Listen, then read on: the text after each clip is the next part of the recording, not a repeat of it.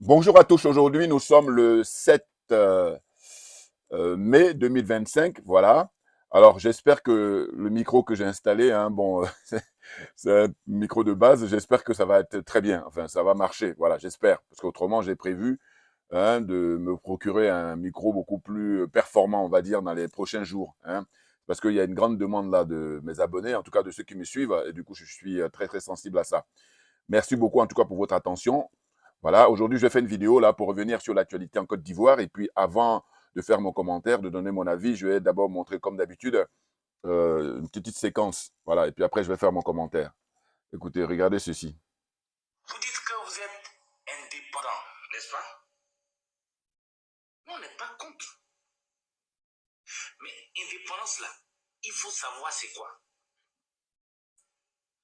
Si les pays africains n'ont pas encore eu cette liberté dont ils parlent depuis des siècles, cette indépendance véritable, c'est à cause de deux pays en Afrique. La Côte d'Ivoire, premier, et le Sénégal, deuxième. Le Sénégal, j'en viendrai plus tard. La Côte d'Ivoire, c'est à cause de la Côte d'Ivoire que toute l'Afrique ne s'est pas libérée.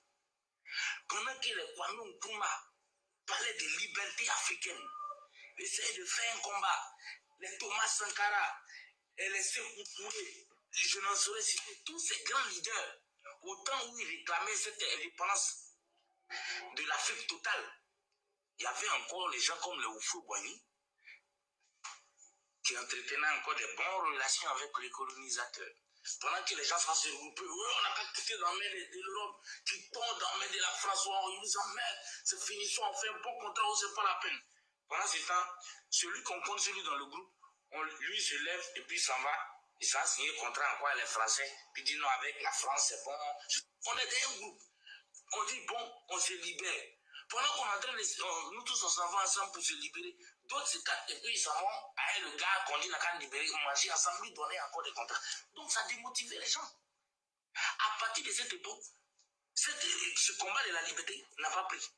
La Côte d'Ivoire est le pays qui a toujours fait douter les leaders et les pays africains de l'indépendance africaine. Pendant que les autres veulent se réunir, je vous dis, bon, quittons les francs CFA. C'est eux qui viennent pour dire non, ça c'est une bonne chose. Ils ont été toujours comme ça. Et c'est depuis le temps qu'il faut voir. Si les Kwame Nkrumah, les Patrice Lumumba, les choses, leur indépendance et leur combat n'a pas pris. Mais c'est parce que c'est les Ivoiriens. C'est la Côte d'Ivoire. Pendant que l'Afrique se bat pour quitter dans la main des Blancs, c'est eux qui sont toujours encore de faire des nouveaux contrats des Blancs et de faire la promotion de ça. Donc on ne peut pas se libérer. Comment les autres allaient se libérer? Et ils ont continué jusqu'à ce combat, jusqu'à aujourd'hui. Ceux qui sont là dernièrement, là, ça l'a fait pire. Là, ils ont tout vendu encore même. C'est de ça que je vous accuse et vous parlez d'indépendance. Même mon village pour l'instant est plus indépendant que vous. Vous êtes méchant. Vous avez nuit au combat de Kwame Nkrumah, de Patrice Lumumba, de tous ces grands leaders africains qui voulaient que l'Afrique se libère. Pendant qu'eux se battaient, Houphouët-Boigny encore faisait la promotion de l'homme blanc sur le territoire africain. Cette génération est passée. L'autre génération qui est venue encore, pendant que des petits jeunes comme les Kémy Seba ou certains leaders africains essaient de se lever, c'est pendant ce temps que d'autres encore, depuis Arikona Bédé, ça a passé par Bambou jusqu'à ce qu'on est encore faire la promotion de l'homme blanc. Mais on va quitter dedans comment? Vous avez toujours découragé les révolutions africaines. Pendant que les gens cherchent à quitter dans l'Afrique, c'est vous qui faites encore la promotion de l'Europe. Tous les combats qui n'ont pas réussi, de Patrice Lumumba, à Kwame Nkrumah, à Sékou Touré, à tant, et tous, même on a vu ça en Guinée. Quand Sékou Touré a dit à tout le monde de voter non, vous a dit pourquoi ils n'ont qu'à voter oui. Après, il a pas fait promotion encore avec des gros et des gens comme ça. La Côte d'Ivoire a passé son temps à démoraliser, décourager, détruire tous les combats africains. Et vous fêtez l'indépendance. Bonne fête. Il n'y a pas que la Côte d'Ivoire. Il y a le Sénégal encore plus pire. Mais j'en reviendrai un autre jour. C'est pas vrai. Les gens veulent quitter dans la France-Afrique. Et pendant qu'on fait des luttes et des exemples pour quitter dedans, vous partez vous allier avec les Européens et vous faites encore la promotion de la France-Afrique. Mais comment vous voulez que le combat soit complet? C'est pas possible, c'est de la sorcellerie. C'est de la sorcellerie. Et vous parlez d'indépendance. J'ai dit mon village pour le plus indépendant de toute l'Afrique, de la mer. La Côte d'Ivoire et le Sénégal ont été des grandes têtes.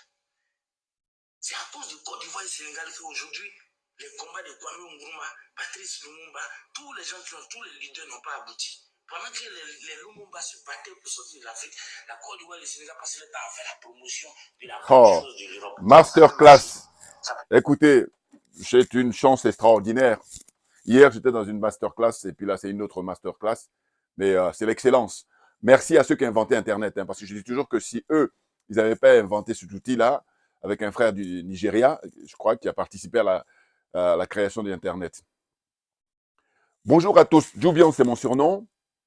Je suis accessoirement, mais accessoirement seulement spécialiste de la France. En revanche, je suis un panafricain authentique, un panafricain convaincu et convaincant. Là, je suis tombé là-dessus hier, voilà, pour ne rien vous cacher. Cet artiste très brillant, ce regretté artiste, hein, il s'appelle Eskeli, s'appelait Eskeli. C'est son nom d'artiste. Bon, moi, je l'ai découvert comme ça sur le tas, hein, parce qu'il est très connu en Côte d'Ivoire, mais un peu moins sur le plan international, comme Didi Jacob, enfin Didi Jacob, que dis-je, DJ Arafat, voilà, DJ Arafat, c'est la méga star du coupé décalé pour la musique ivoirienne. Voyez-vous?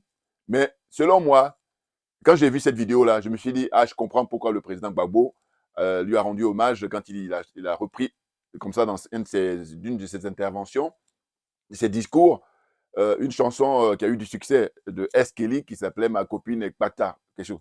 Là, je comprends mieux, je comprends mieux. Oui, oui, oui. Et ça, c'est comprendre qui veut, comprendre qui peut. En réalité, vous avez vu son intervention très brillante, très lucide, hein, très intelligente. Alors pour moi, ce garçon, je ne le connaissais pas beaucoup, je vous dis. Je l'avais vu dans les émissions, il y avait les émissions là, de jeunes, là, je regardais de temps en temps, et puis il était invité, et puis il y avait eu un scandale parce que ils avaient été l'interviewer chez lui à Boaké, je crois que c'était ça, hein, dans sa ville, et puis ça ne s'était pas bien passé, tout ça. Voilà. J'avais regardé ça à l'époque, ça remonte il y a 2 ans. Il est décédé, le pauvre, en 2021, en août 2021. Là, selon moi, à ma manière, je lui rends hommage, voilà, d'une certaine façon. Parce que je ne le connaissais pas, quand je veux dire, je le voyais, mais je ne voyais pas, enfin, je ne comprenais pas, je sais. Je ne le connaissais pas au sens de savoir, voilà, quelles étaient ses motivations, c'est qu'il était un chanteur et tout. Et puis, bon, voilà, c'était ça. Mais là, maintenant, je comprends mieux. Donc, selon moi, ce garçon, de sa génération, eh ben, il fait partie de ceux qui avaient une conscience politique très prononcée, très aiguisée. Oui, oui, parce qu'il a mis le doigt le doigt pile poil. Et si vous regardez mes vidéos depuis des années, bon, mais c'est le même discours.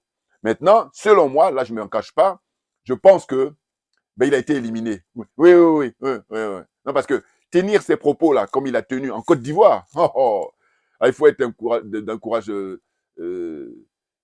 comment dire, énorme, bien entendu. Moi, je suis un peu à l'extérieur, bon, à l'étranger, vous voyez, mais on peut subir le même sort si je suis en Côte d'Ivoire, puisque si vous regardez mes vidéos, ce qu'il dit là, c'est les mêmes propos. Alors qu'on ne se connaît pas, alors qu'on ne s'est pas concerté, mais simplement, évidemment, on fait le constat. C'est un constat. Ah, c'est dingue. Donc, je vous dis, la vidéo que je fais là, je lui dédicace ça, que sa mémoire repose en paix. Eskeli.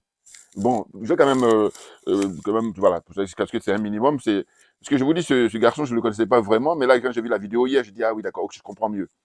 Bon, donc en fait, ce dont il s'agit, je vais lire quand même son parcours un peu, hein, c'est un minimum à faire pour lui rendre hommage, vraiment. Il le mérite. Alors, donc voilà, c'était publié le 25 août 2021, à 18h50 pour vous dire. Hein, c'est un frère, un journaliste qui a publié ça. Hein. Le titre, c'est Décès de R. Kelly, la Côte d'Ivoire perd son oiseau rare. Voilà. Son surnom, je crois que c'était l'oiseau rare. Donc, la presse ivoirienne a annoncé ce 25 août le décès du chanteur ivoirien S. Kelly. Le musicien de coupé-décalé a succombé à une maladie selon ses proches. Tu vois, à l'hôpital de Boaké, en Côte d'Ivoire. Bon. Celui qui est passé de vie à trépas ce matin à Boaké, au cœur de la République ivoirienne, où il résidait depuis un moment, est une perle controversée du coupé-décalé. Parfait. Voilà. Son vrai nom, c'est Parfait Francis Tareg à l'état civil. Voilà. S. Kelly étonnait plus d'un avec son look excentrique et cette couche de poudre colorée qui recouvrait toujours son visage. À des médias ivoiriens qui lui demandaient un jour le sens de ce maquillage qui frise l'extravagance, il répondit que c'était une façon de célébrer son parcours et de remercier la vie pour ses accomplissements.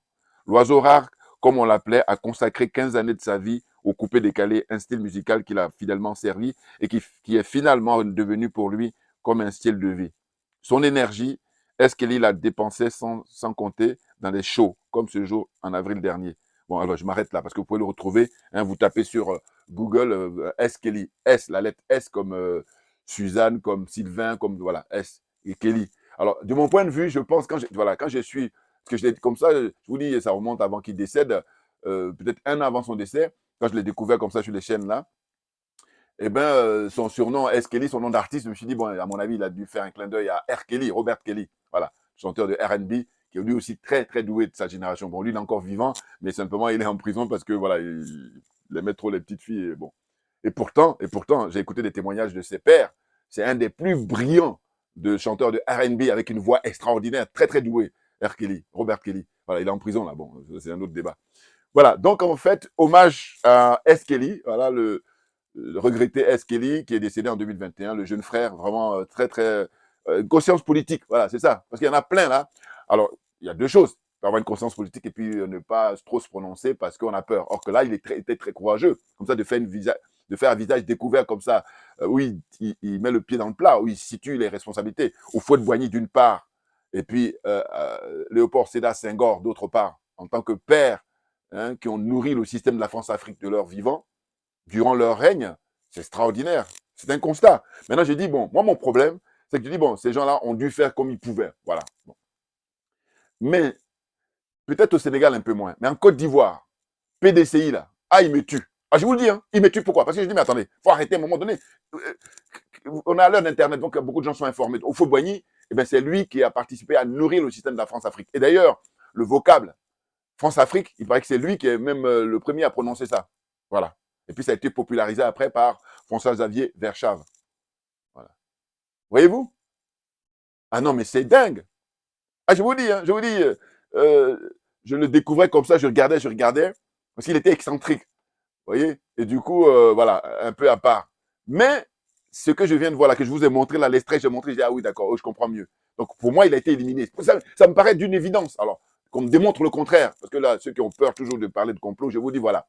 Les complots sont inhérents aux relations humaines. Vous avez les petits, vous avez les moyens et vous avez les grands complots. Et ceux qui empêchent qu'on parle de complot, eux, ils sont dans les grands complots. Bien entendu, parce qu'ils ont les moyens de pouvoir prendre en otage l'esprit des gens. C'est clair avec moi. Ah oui, tranquille, parce que ma religion, c'est la vérité et la justice. Avec l'esprit de la Mahat, on va parler de solidarité, naturellement. Mais pour moi, ça sous-entend. Quand je parle de vérité et justice, ça sous-entend la solidarité, naturellement. Vous comprenez? Ah oui, non, non. Donc, l'actualité en Côte d'Ivoire. Bon, écoutez, on espère que les choses vont s'arranger. On espère, on ne peut que formuler des vœux. Mais quand on voit l'intervention des uns et des autres, que ce soit l'intervention de Poulcheri Balé, la grande dame, hein, que ce soit l'intervention des hommes et des femmes politiques. Alors, j'ai vu même avant de faire cette vidéo, j'ai regardé, Mme Simone Gbagbo a annoncé que le 31 mai, c'est-à-dire à la fin de ce mois, il va y avoir un grand rassemblement de tous les partis politiques qui sont dans leur rassemblement là, c'est-à-dire ils sont une vingtaine, je crois. Et les plus connus, c'est elle, son parti et surtout le PDCI et tout ça. Et puis, voilà. Bon. Donc, grand rassemblement prévu à la fin du mois pour mettre la pression sur M. Alassane Draman Ouattara, le dictateur en puissance, le dictateur dans toute sa splendeur, dans toute son énergie. Mais bon, on arrive à la fin, hein, clairement. Ah ben oui, ah oui, oui, oui. Et du coup, lui et ses partisans, ils sont comme ça, les chocottes. Ah, ouais, ouais, ouais. Parce que cette fois-ci, ça ne passera pas, clairement. Mais bien entendu, hein, j'aime bien le slogan du président Gbagbo avec ses partisans là. Trop, c'est trop. On ne peut pas dire mieux. Hein. Au point de vue slogan, pour une campagne, trop, c'est trop, ben, c'est parfait. C'est parfait. Oui, oui, oui. Ouais. Et du coup, c'est quoi? C'est que ces derniers jours, ou c'est déjà quelques jours, là, j'ai réfléchi sur l'être humain. Ah ben, je dis, il y a trois catégories. Pour moi, hein, toujours pareil, vous envoyez vos réactions, vos commentaires. Mais moi, trois catégories. Vous avez la catégorie des gens qui vont agir pour l'intérêt général, pour le bien commun. Et puis, vous avez ceux qui vont agir pour leur propre business, pour leur nombril, pour leur bien personnel, eux et puis leur entourage, voilà, au sens restreint. Et puis, vous avez une troisième catégorie qui, eux, sont des opportunistes. C'est-à-dire qu'ils vont aller là où le vent est favorable. Comprennent qui veut, comprennent qui peut. Bon, on poursuit. En fait, pour faire l'illustration, parce que c'est ça de la théorie, Maintenant, dans la pratique, eh ben justement, quand j'ai dit que les trois personnes, eh ben, le président Gbagbo, par exemple, pour moi, clairement, comme pour beaucoup de gens aussi, c'est quelqu'un qui milite pour le service public, pour l'intérêt général, clairement. Simplement, ce que je dis toujours en ce qui le concerne, j'ai dit qu'il il n'a pas enfin, il n'a pas le don de bien s'entourer. Voilà. Ouais, c'est ça son handicap. Et c'est pour ça que ça lui fait défaut. Enfin, en tout cas, il se retrouve dans des situations. C'est clair. Bon, je l'ai suffisamment dit dans mes vidéos passées, donc voilà. Maintenant, deuxième personnage, c'est M. Alassane Draman Ouattara. Donc lui, il fonctionne pour l'intérêt privé, pour l'intérêt personnel, pour son propre intérêt et puis et son entourage. C'est tout. Puis pour l'intérêt, évidemment, de ceux qui l'ont mis là. Mais ce qui est sûr, c'est que pour que vous compreniez un peu mon argumentation et puis mon argumentaire, hein, c'est ça. Je mets l'illustration là. Alors maintenant, vous allez me dire, mais qui c'est la troisième personne? Maintenant, la troisième personne, ben, c'est à votre loisir. Hein, vous voyez là. Hein, vous avez bien en Côte d'Ivoire ou même au Sénégal ou comment dire ça, au Gabon ou au Cameroun, n'importe quel pays du monde. Hein, voilà. Selon moi, hein, il y a trois catégories. Vous avez l'image du président Gbagbo pour défendre l'intérêt général. Vous avez l'image du président Alassane Draman Ouattara pour défendre l'intérêt privé, un cercle très restreint, une ultra minorité, comme je les appelle. Voilà. Et puis, vous avez les opportunistes qui viennent après. C'est-à-dire que si, comme là, vous voyez, le Ouattara est au pouvoir, eh ben, les opportunistes, ils sont allés au restaurant, comme ils disent en Côte d'Ivoire. En France, ils n'utilisent pas le thème de restaurant, ils disent à la gamelle. Voilà, eux, le mot est beaucoup plus violent, c'est même carrément, voilà. Mais en Côte d'Ivoire, ils ont trouvé un mot beaucoup, avec l'humour ivoirien, ils vont au restaurant. Voilà, vous voyez, mais c'est pareil, parce que, voilà. Donc, les opportunistes, voilà, eux, si le président Gbagbo, d'ailleurs, quand il était là auparavant, ils étaient avec lui. Maintenant, quand il a perdu le pouvoir, ils sont allés avec Ouattara. Ça, c'est la troisième catégorie de personnes humaines. Voilà. Donc, il n'y en a pas quatre. Selon moi, celui qui pense qu'il y en a quatre, bon, mais argumente. Avec beaucoup d'arguments, hein, voilà, pour pouvoir me convaincre. Mais sinon, moi, c'est mon point de vue. Voilà. Maintenant, on avance. Comment ça va se passer? Ben, écoutez, c'est dire et redire. Hein.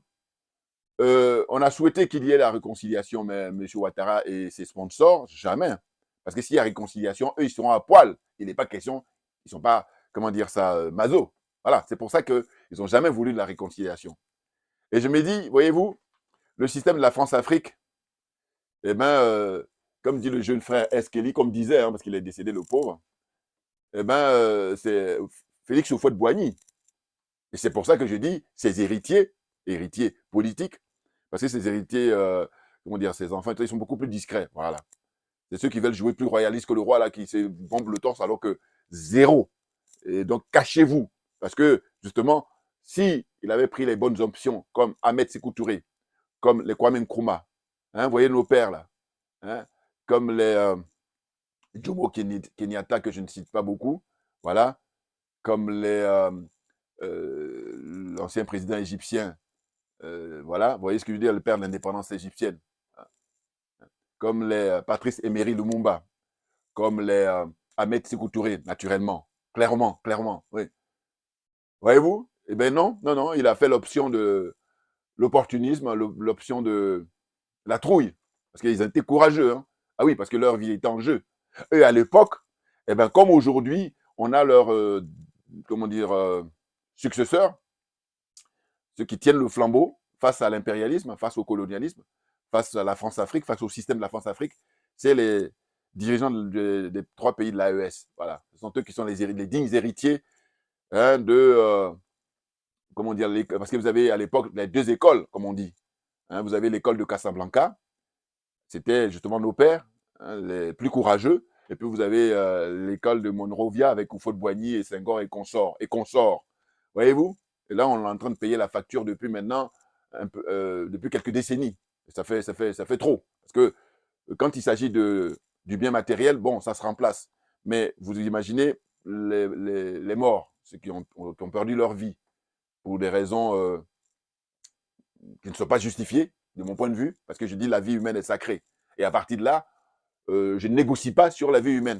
Ceux qui sont responsables de ça, je dis, bon, ils sont disqualifiés. Mais définitivement, ah ben oui, non, parce que rien ne justifie que tu puisses enlever la vie d'autrui. Rien. Et toi, pendant ce temps-là, tu vas aller au restaurant, tu vas aller au golf, tu vas aller faire du tennis, tu vas aller au football, tu vas aller, hein, vous voyez, loisir, tranquille. Non, non. Nenni. Non, non, ça ne marche pas avec moi. Voilà. Donc, au fond, voilà l'humain. Maintenant, on doit composer avec, puisque c'est la nature qui veut ça. Maintenant, je dis toujours que moi, si je ne sais pas, je ne sais pas. Mais une fois que je sais, ah ben non, prends mes distances. Ah ben oui, mais non, mais voilà, il faut se préserver. C'est hyper important, chers amis, chers frères et sœurs. Il faut se préserver. Oui, oui, oui. Parce que, comme dirait un réalisateur là, qui dit que la vie est tellement tranquille, ou en tout cas pour moi, je dis c'est un marathon, c'est une course de fond, hein, une course de fond. Ouais, ouais, ouais. Et donc, faut ménager, comme on dit toujours, qui est connu, hein, qui veut aller loin ménage sa monture. Et bon, c'est ça, en fait, exactement, exactement. Donc, en Côte d'Ivoire, on ne sait pas trop. Enfin, si, c'est le chaos que souhaite M. Alassane Draman Ouattara, lui et ses partisans. Alors que, je vous le dis là, parce que je pense à ça souvent, je dis, regardez, quand on prend l'expérience sud-africaine, à savoir qu'à l'époque, le président paix à son âme, je le cite même pas, alors que Dieu seul sait si j'ai beaucoup de respect, beaucoup d'admiration, Nelson Mandela, Madiba, ouais, ouais, ouais, ouais. Eh bien, il a fait 27 ans en prison pour, pour rien, voilà, hein, pour rien. Mais en tout cas, pour défendre l'honneur et la dignité du peuple noir, ça c'est clair. Quand je dis pour rien, je veux dire par là que le fait qu'il ait voulu ça, eh ben, on l'a mis en prison pendant 27 ans. Donc il a perdu 27 ans de sa vie. Vous vous rendez compte, le pauvre, le pauvre. Mais bon, c'est un grand homme qu'on va toujours citer, qu'on va toujours prendre en référence tant que les humains seront sur Terre.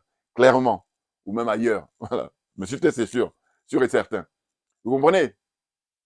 Donc, j'ai dit quand le président Nelson Mandela, à l'époque, rappelez-vous, quand il sort, quand je bouge là, c'est pour chercher la lumière, excusez-moi. Voilà. Parce que j'imagine que c'est plus intéressant. Voilà.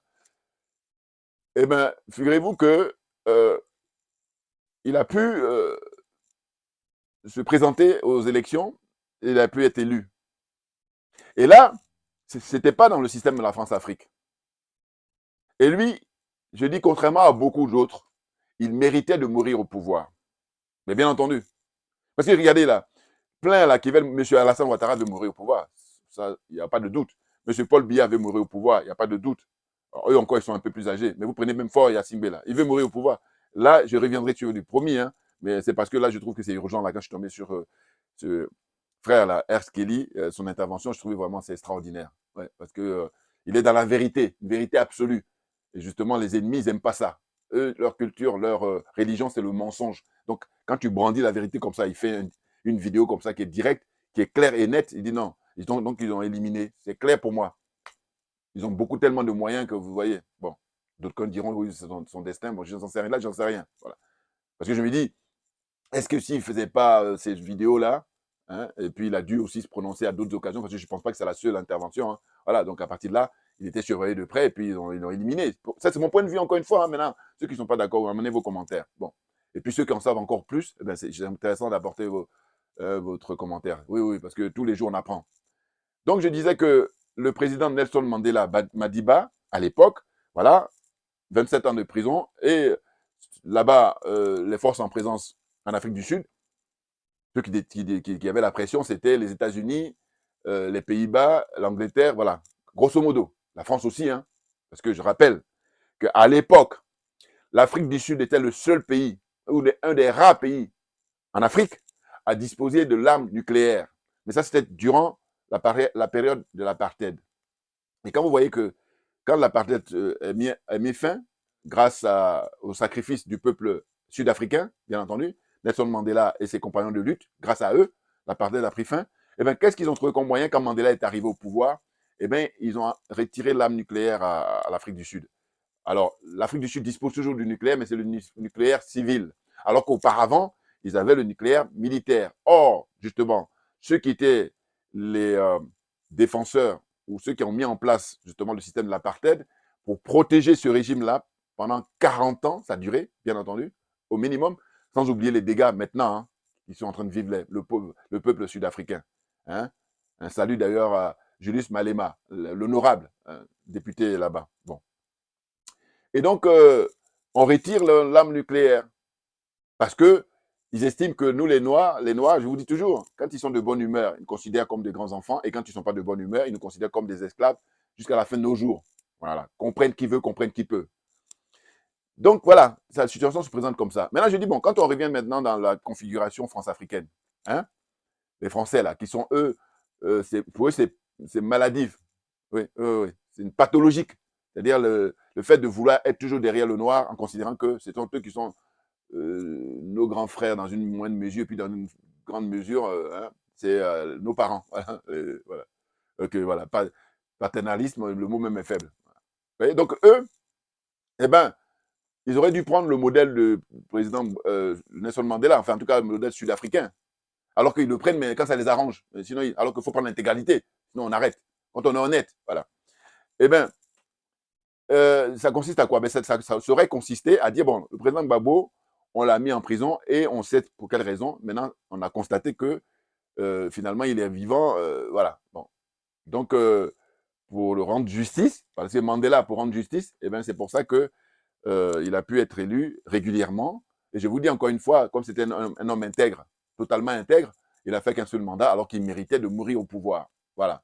Maintenant, ceux qui sont venus après lui, les Ramaphosa, les, j'oublie le nom du dirigeant là, celui qui a plusieurs femmes là, hein, qui a été même allé en prison là-bas. C'est là où quand ils l'ont emmené en prison, j'ai dit voilà, la justice sud-africaine, c'est une justice libre, même beaucoup plus libre que certains pays ici occidentaux. Hein, la justice, parce qu'ici, hein, la justice n'est pas libre, ou pas toujours. Voilà. Vous voyez? Donc, quand on réussit comme ça à mettre en prison un président, là, je dis voilà, justice libre, bien entendu. Hein? Comment il s'appelle? J'oublie son nom là, au moment où je fais. Bon. Ramaphosa, qui est président actuel, lui, quand vous regardez les images d'archives, vous voyez que c'était le barbu. Il était beaucoup plus jeune là, dans l'équipe de Mandela. Il était barbu, là, il a enlevé sa barbe. Là. Avocat d'affaires. Alors que je dis, mais comment on peut avoir lutté pendant des années, et puis maintenant, quand la libération est arrivée, et ne pas agir comme le grand homme. Voilà, parce que c'est des hommes d'affaires hein, très légers. Voilà. C'est dommage. Voilà.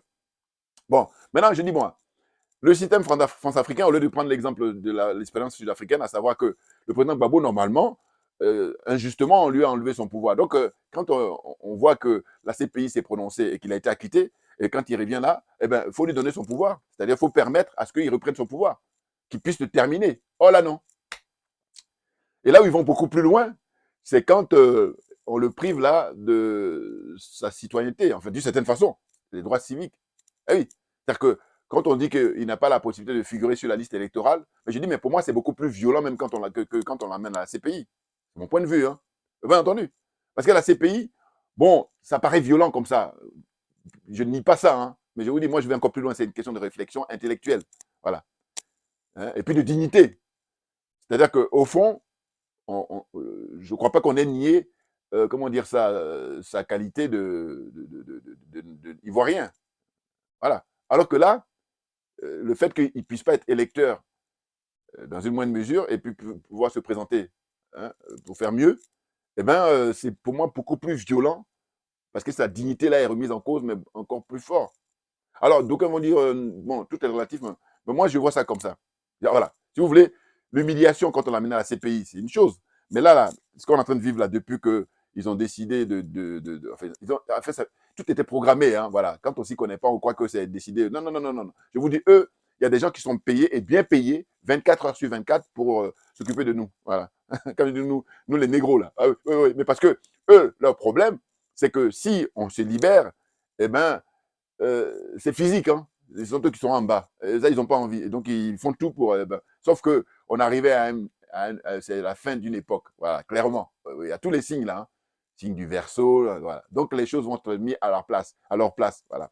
C'est ça. Et c'est ce qu'ils redoutent. Et du coup, ils font la gesticulation comme ça, inutile. Bon, inutile pour nous, hein. Mais pour eux, c'est important. Mais ça ne pourra pas marcher parce que, je vous dis, par exemple, quand vous prenez l'exemple du capitaine Ibrahim Traoré, c'est la réincarnation de Sankara. Et c'est Sankara qui est de retour, selon moi. Hein.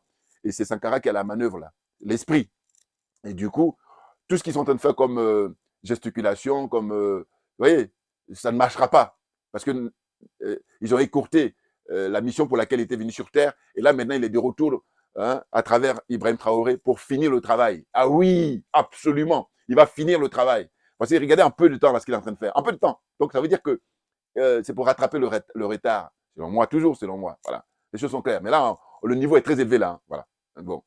Je suis en train de faire des efforts pour ne pas toujours, comme je parle sur la diplômée là, et puis machin, voilà. Ou assieds-toi et puis prends des notes. J'essaie de faire des efforts là-dessus. Voilà. Vous comprenez? Bon, on y va. Donc là, qu'est-ce qu'ils veulent? Que je te courtise, comment ils disent ça? Tiens, voilà, ils l'ont courtisé, ils l'ont convaincu, alors que le pauvre, il n'a pas le charisme pour faire de la politique, selon moi. Il y a deux choses, il y a plusieurs choses. Vous savez, quand on vous nomme ministre, c'est pas la même chose que occuper des postes électifs. Ben oui, ministre, vous êtes un technicien. Alors que faire de la politique, c'est-à-dire briguer un mandat, c'est autre chose. Ah oui, ceux qui s'y connaissent, ils comprennent très vite ce que je suis en train de dire là. Maintenant, ceux qui s'y connaissent pas, bon. C'est pour ça que quand c'est quand on dit, assieds-toi et faire des notes, je ne vais pas me fatiguer. Alors, on me dira, oui, mais on a le droit de pas. Oui, mais si on a de bonne foi, il n'y a pas de problème. Moi, mon problème, c'est les gens qui sont de mauvaise foi. Très souvent, c'est ça aussi. Voilà. C'est pour ça que je prends cette air-là. Il faut bien comprendre. Voilà. Quand on est de bonne foi, c'est normal. Même moi-même. Écoutez, là, on est en 2025, mais si on revient 30 ans en arrière, eh bien, il y a des gens comme ça que je considérais qu'ils étaient des gens bien, alors que finalement, non. Je me suis peut-être trompé. Prenez l'expérience d'Obama quand il a été élu. Je ne vous cache pas que moi, j'ai fait la fête avec mes enfants. Et pourtant, non. Non, non. Donc, voilà, avec le recul, on a compris. Mais une fois qu'on a compris, c'est définitif. Maintenant, moi, j'ai dit, ceux qui ne veulent pas dire la vérité, ce sont eux qui me dérangent. Parce que là, quand je cite le cas d'Obama, il y en a d'autres, mais ils ne vont pas vouloir reconnaître. Ils vont faire comme s'ils étaient au courant déjà. Et c'est ça qui me fatigue, voilà. En fait, bon, vous me direz que je ne peux rien faire, c'est vrai, mais je dis, je prends mes distances. Hein, parce que moi, qui se ressemble, s'assemble. Voilà. Ceux qui sont sincères, qui sont honnêtes, voilà. Les gens intègres, on est dans le même club, par exemple, d'une certaine façon. Donc, j'ai dit, voilà, Tidjane Thiam, la France souhaite qu'il remplace M. Ouattara, sauf qu'il n'a pas le charisme nécessaire. Et puis, M. Ouattara, lui, il a juré de mourir au pouvoir. Ce qui fait que quand les Français lui disent le matin, monsieur, laissez la place aux plus jeunes, parce que vous êtes usés, on est arrivé au bout de la course, il dit non, non, non, vous inquiétez pas, je tiens la barre, puisque regardez ce que j'ai pu faire. Hein? J'ai coupé la tête du petit Kofi, et puis il n'y a rien à dire, on continue la route. Et puis même encore pire, les gens jouent au ballon avec ça, et puis il n'y a rien.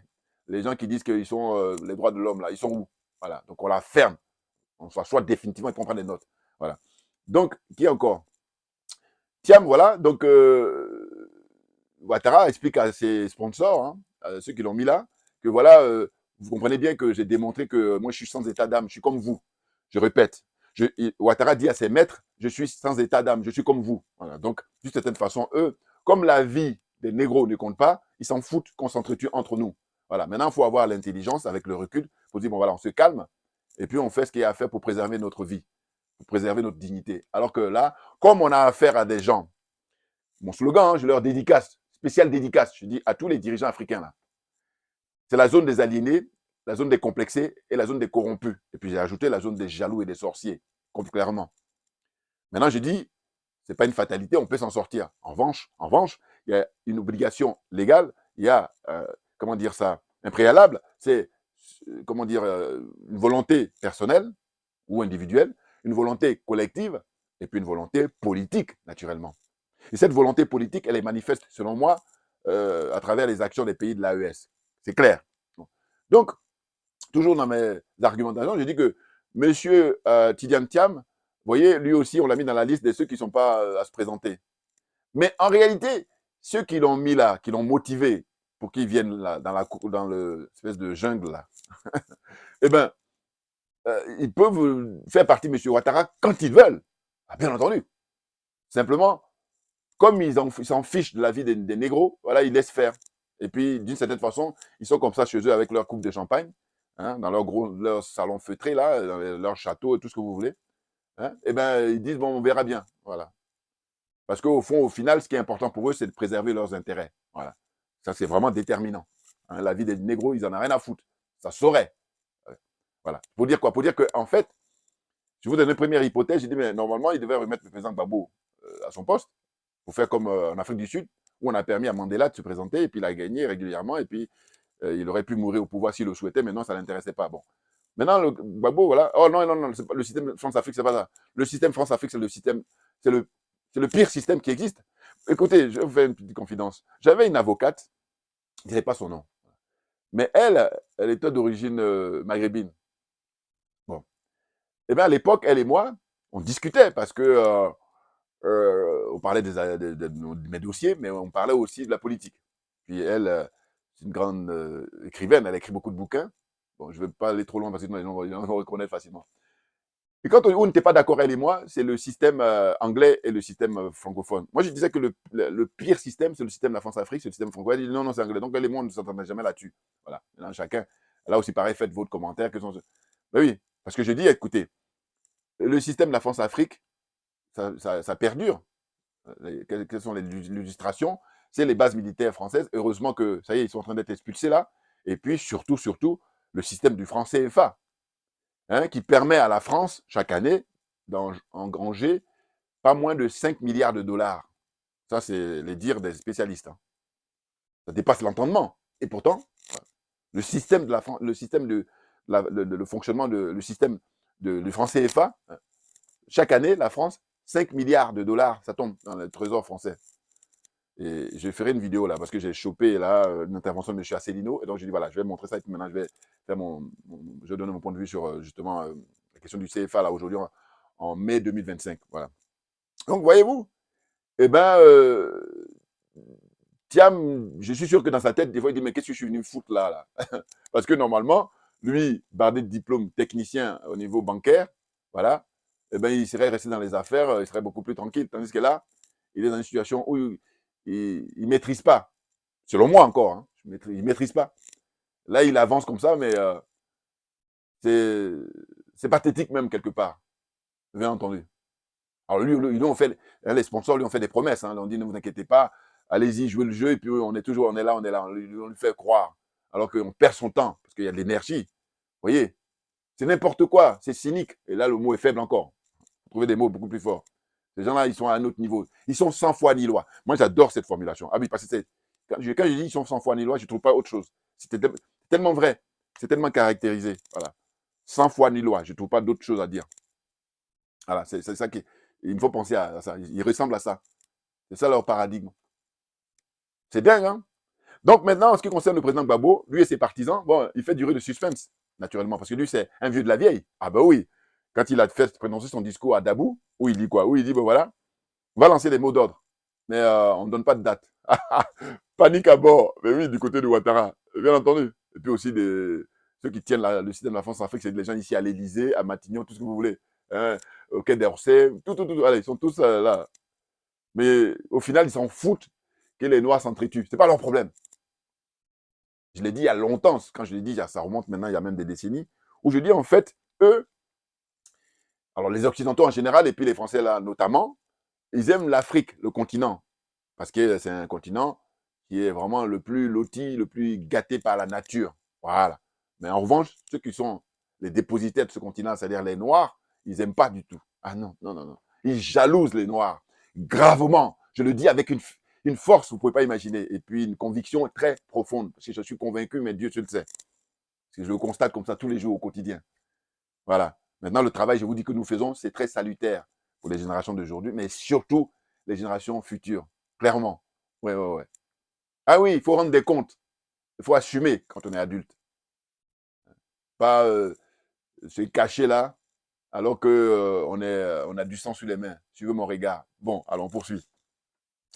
Donc, au niveau des différents acteurs, eh ben, normalement, on devrait permettre à M. Gbagbo de reprendre son siège pour finir le travail, pour finir. En tout cas, c'est parce qu'il a été élu en 2000, enfin 2000, oui, en 2000, et puis c'est le renouvellement pour 2010. Hein, c'est ça, hein, si je ne me trompe pas. Voilà. Et c'est là où il dit non. On n'a jamais voulu de toi, parce que tu n'es pas quelqu'un qui nous correspond, en tout cas pour traiter avec toi en fermant les yeux, en fermant les oreilles. Parce que c'est le cas avec M. Ouattara. Maintenant, M. Ouattara, lui, va encore plus loin. Il a battu Houphouët-Boigny. Que je dis, quand les Français lui disent, monsieur, est-ce que vous pouvez nous envoyer une bouteille d'eau? Il dit, non, mais je vous envoie l'usine. Ou même toute la région, je vous envoie. Parce qu'il veut montrer que c'est l'esclave, mais puissance indéfinie. Voilà. Ou illimitée. Voilà. Je vais plus loin là. Alors que je n'étais pas bon en maths, hein, mais je vous dis, c'est très intéressant comme ça au niveau de l'imagination. Bon.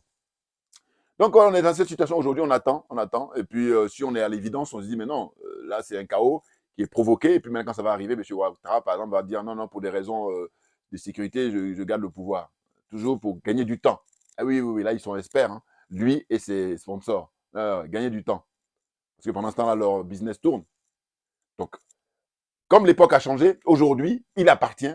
Moi, je vous dis, mon option, c'est que des officiers, hein, en Côte d'Ivoire, prennent l'exemple sur leurs frères d'armes du Mali, du Burkina et du Niger. C'est tout.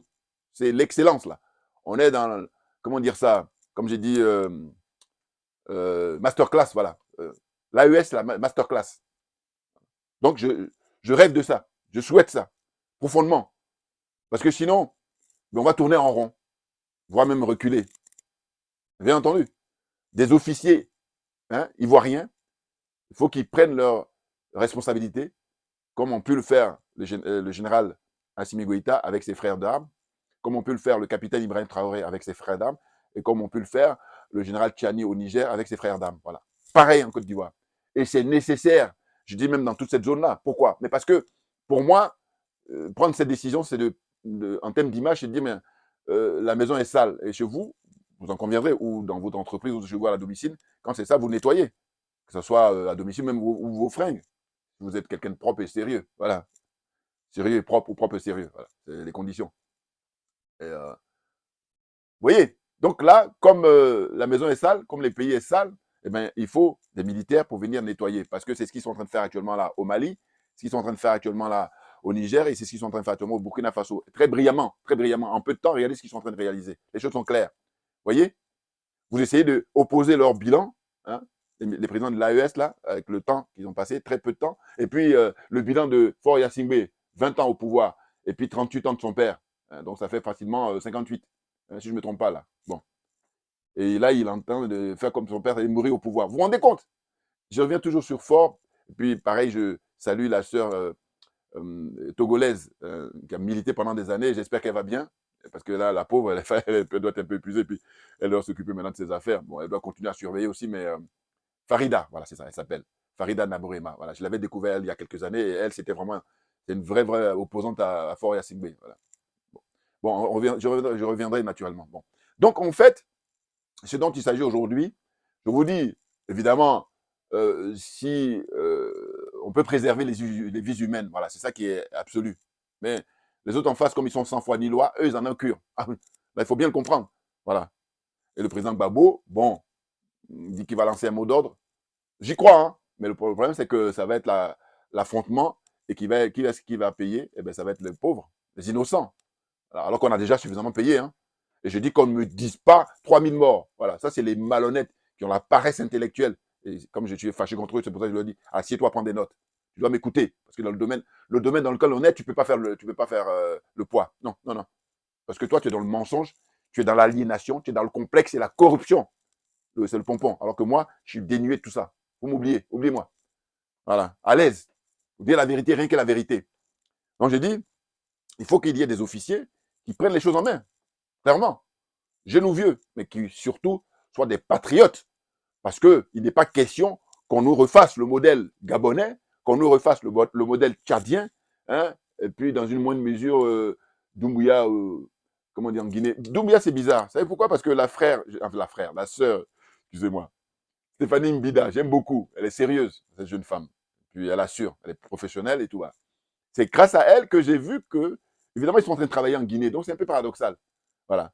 Hein? Ça veut dire que Doumbouya est entouré des gens qui ont, voilà, minds, ils sont sérieux, ceux qui l'entourent. Du coup, ils sont en train de bosser là-bas, hein, au niveau des infrastructures, au niveau des réalisations, avec les Chinois et tout ça, mettre en place des trucs importants pour que d'ici 10 ans, hein, la Guinée, ça va être, voilà. Donc, moi, ce que je reproche à Doumbouya, je vais vous dire, c'est de dire, mais attends, quand il arrive au pouvoir, bon, on a applaudi, parce que, voilà.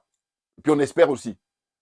Et quelques temps après, on voit que, bon, moi quand je dis ça, je savais qu'il était mis par les Américains, les Français, hein, mais je dis, c'est pas parce que tu as été mis, parce que tu viens là, tu es pour ton peuple, puis ton peuple, il suffit que tu fasses comme les pays de l'AES, et puis peut-être le peuple te protège. Parce que c'est ça, en fait, les dirigeants de l'AES. Ils sont protégés, hein, malgré la peine de mort qu'on leur prend, hein, les adeptes de l'OTAN, eux, ils ont décidé la peine de mort pour eux, comme ils ont pu faire pour les Kwame Nkrumah, pour Ahmed Sékou Touré, pour, comment dire, Patrice Lumumba, pour Thomas Isidore Noël Sankara. Vous voyez la liste? Voilà, c'est la peine de mort. Et bien, cette fois-ci, ça ne passera pas.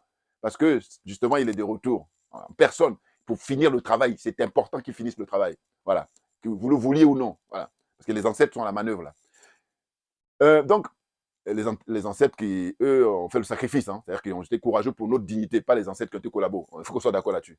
Vous voyez? Donc, j'ai dit Doumbouya, c'est grâce à la sœur Stéphanie Mbida que j'ai vu ça. Je dis, bon, mais tant mieux. Parce que là, pour le coup, je dis, bon, mais il va se tirer avec la moyenne, là. Mais toujours est-il qu'il n'est pas désintéressé. Et moi, je vous dis, quand on écoute ces postes-là, il faut être désintéressé. Voilà. C'est pour ça que Il est exemplaire, le capitaine Ibrahim Traoré. Il faut être exemplaire. Voilà. Parce que là, il n'y a rien à dire. Oh là, Doumbouya, c'est un bling-bling. Voilà. Maintenant, la chance qu'il a, c'est qu'il a visiblement, il a l'air de bien s'entourer. Tant mieux pour lui. Voilà. Maintenant, on se dit, bon, pourquoi il ne rejoint pas, alors que lui, normalement, il devait rejoindre naturellement l'AES. Pourquoi? Mais parce que Ahmed Sékou Touré, ben oui.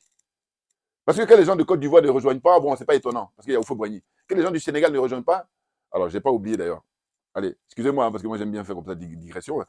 Le Sénégal, parce que vous avez bien vu tout à l'heure le jeune frère, l'extrait que j'ai montré, Eskeli, il a montré deux présidents. D'une part, Oufo-Boigny, donc j'ai suffisamment brossé.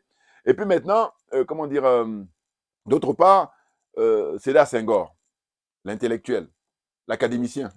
Lui, je pense toujours, quand je pense à Sédar Senghor, je pense à que son âme repose en paix, le grand journaliste d'investigation, Norbert Zongo. Voilà. Et Norbert Zongo, vraiment, c'est de l'excellence, masterclass. Moi, je suis dans les masterclass, moi, voilà. La crème des crèmes au niveau des journalistes d'investigation. Et il a été assassiné par Blaise Compaoré et son frère. Ils sont tous les deux cachés en Côte d'Ivoire là-bas. Vous vous rendez compte? Mais là, les jours sont comptés là. Ils vont venir rendre des comptes là, bientôt. Ah oui, c'est obligé. Bon. Donc, Norbert Zongo, donc, c'est lui qui, dans ses discours, dans ses interviews, dans ses conférences, il disait que ben, si vous rendez du service à la France, ben, ils vont vous nommer à l'Académie. Et toujours, j'ai pensé à Senghor. Voilà. Voilà. Et il avait une phrase, il avait des phrases, mais il y a une phrase qu'il avait retenue. Il a dit la pire des choses, ce n'est pas la méchanceté des gens mauvais. Il dit la pire des choses, eh ben, c'est le silence des gens bien. Dixit Norbert Zongo, que son âme repose en paix. C'est grand monsieur. Bon. Et donc, moi, quand j'aurai l'occasion d'aller au Burkina, j'allais rendre hommage à ce monsieur-là. Voilà. Parce que moi, j'aime beaucoup les messieurs voilà, qui, dans leur passage sur Terre, voilà, ils ont servi à quelque chose. Et pour les générations qui suivent, voilà, ça a du sens. Voilà. Vous voyez? Donc, on revient en Côte d'Ivoire. Donc, voilà, les choses se présentent comme ça où, je vous dis, tout le monde a caché ses machettes là sous la table et puis ils sont en train de se préparer. Alors qu'on a eu déjà pas mal de morts. Hein, moi, je dis facilement, puisque les autres, ils se permettent de dire 3 000. Moi, je dis non, 100 000. Voilà. Et qui dit mieux? Dans le sens où je dis, vous, sur quelle base vous êtes fondé pour dire 3 000? Voilà. Et puis, je crois que moi, je suis plus proche de la réalité, de la vérité que vous. Parce que vous, c'est normal, vos 3 000, c'est parce que votre religion, c'est le mensonge. Et puis, comme la vie des négros ne compte pas, donc voilà, vous me mettez comme ça 3 000. Alors que je vous dis, chez certaines ethnies, on va majorer. C'est-à-dire que s'il y a eu 2 morts, on dit non, il y a eu 200 morts. Voilà. Tu veux mon regard, comprenne qui veut, comprenne qui peut. Bouya, bouya, bouya, masterclass. En permanence, bien entendu. Mais oui, mais on est dans notre élément, comme un poisson dans l'eau. Voilà, tranquille, tranquille. Donc voilà, hein, je dis, il faudrait que des officiers patriotes, c'est très important. Voilà. Officiers patriotes, mais prennent les choses en main en Côte d'Ivoire, prennent les taureaux par les cornes, de manière à ce qu'ils fassent le ménage. Absolu. Donc je dis que le peuple ivoirien ne peut pas faire l'économie d'une révolution. C'est absolu. Parce que regardez les dégâts, le règne de Ouattara, les dégâts à tous les niveaux. Quand je regarde Madame Ouattara, excusez-moi, que dis-je, hein, la grande dame, excusez-moi, hein, là, j'ai tellement de choses dans la tête. Hein, voilà. La grande dame, présidente de ACI, là, hein, Poutcherik Balé, excusez-moi, voilà, comme ça arrive, les trous de mémoire. Poutcherik Balé, mais quand je l'écoute tous les mardis, dans ses chroniques, ou dans des interviews qu'elle arrive à donner, mais je dis, mais surtout dans ces interviews, ces vidéos qu'elle fait, elle-même elle fait tous les mardis, je dis, mais c'est incroyable. C'est-à-dire que je dis, mais est-ce que c'est vrai ça? Alors que c'est vrai, hein, mais c'est tellement, ça dépasse l'entendement, voilà, c'est ça. Ça dépasse l'entendement. Les exemples qu'elle va donner, bon, ce qui me vient à l'esprit là, c'est par exemple, quand elle parle des crimes rituels et tout ça, je dis, mais on est au 21e siècle. On en est où? Moi, vous faites ça, d'accord, mais on en est où? On est les derniers, donc il faut arrêter. Ah, mais c'est terrible, hein. Mais ça va venir, c'est une question de justement faire prendre conscience, éduquer les gens. C'est pour ça qu'il faut beaucoup d'argent. Eh oui. Puis il y a des gens sérieux. Donc il faut donner des moyens à ces gens-là. Les moyens. Hein. Par exemple, Mme Poulcheri, moi je dis, j'espère que dans les années qui viennent, elle va avoir un mandat électif et puis voire même un mandat nominatif. Elle le mérite. Elle est faite pour ça. Costume, bien, voilà. Et puis elle va le faire bien. Parce que, comme je dis, chacun son truc. Hein. Chacun son domaine. Voilà. Elle, c'est son domaine pour servir l'intérêt général. Donc elle le mérite largement. Voire même, pourquoi pas, président de la Côte d'Ivoire dans les années qui viennent. Mais oui, elle a déjà été 2 fois en prison. Hein, si on fait le cumul, 14 mois. Première fois, c'était 8 mois, et puis deuxième mois, c'est 6 mois, si je ne me trompe pas. Voilà. Hein, elle n'a pas volé, elle n'a pas fait quoi que ce soit, simplement, elle a dit il faut respecter la dignité des Africains en général, des Ivoiriens en particulier. Elle dit, allez, entre en prison. Voilà, c'est tout. Je résume, hein, je résume. Donc voilà, hein, chacun a son point de vue sur la situation en Côte d'Ivoire. Moi, je vous dis que tous ces pays-là où il y a eu des dictateurs, au Cameroun, je reviendrai aussi sur le Cameroun naturellement, hein, eh ben, il faut des militaires patriotes pour venir faire le ménage. Alors, c'est vrai qu'au Cameroun, il y a le professeur Kanto, c'est vrai, mais si on rentre dans ce jeu-là, le problème, c'est que comme la maison est tellement sale, comme le pays est tellement sale, il n'y a que les militaires pour faire le ménage. Il n'y a que eux. On a l'illustration pour les pays de l'AES. Donc, à partir de là, voilà, on n'a plus besoin de perdre son temps dans des discussions inutiles, stériles. Comprenne qui veut, comprenne qui veut. Merci beaucoup à votre attention. Pour votre attention plutôt. Et puis avant de partir, bon, mais écoutez, pour les plus courageux, parce que je vous dis, le blabla, c'est bien, mais c'est encore mieux les bouquins. J'aime bien, j'aime bien. Voilà. Donc, ceux qui sont courageux, bon, c'est pas les gros bouquins. Voilà, lecture. C'est Claude Koudou, il s'appelle. Côte d'Ivoire, quand ces grands pays de l'ONU nous mentent. Voilà. Bon, là, la une, vous avez les deux escrocs, là. Barack Obama et puis Nicolas Sarkozy, vous les avez reconnus. Bon. Sarkozy, lui, se balade avec bracelet, mais Obama, lui aussi, pareil. Ça, c'est minima. Hein. Sinon, moi, je dis, on t'enferme physiquement. Voilà. Parce que non, bracelet, c'est gentil. Voilà, il y a ça. Et puis, deuxième bouquin, c'est le Toubabou, Cruel Côte d'Ivoire, l'éléphant. Voilà. Donc, c'est toujours publié chez l'Harmattan, le droit en marche. Voilà, c'est ça. Vous voyez. Tout ça, il rappelle les événements. 2010 avec le président Laurent Gbagbo pour son arrestation, pour bombarder son palais. Là. Voilà. Et enfin, ça, c'est écrit par Edma Diom. Voilà, Côte d'Ivoire, un héritage empoisonné. Voilà, publié toujours chez l'Harmattan. Voilà. Vous voyez. Merci beaucoup à vous tous pour votre attention. Merci bien pour votre comment dire, soutien. Et à très bientôt. On ne lâche rien, comme j'ai pour habitude de dire, mais parce que c'est nous qui avons raison. C'est tout.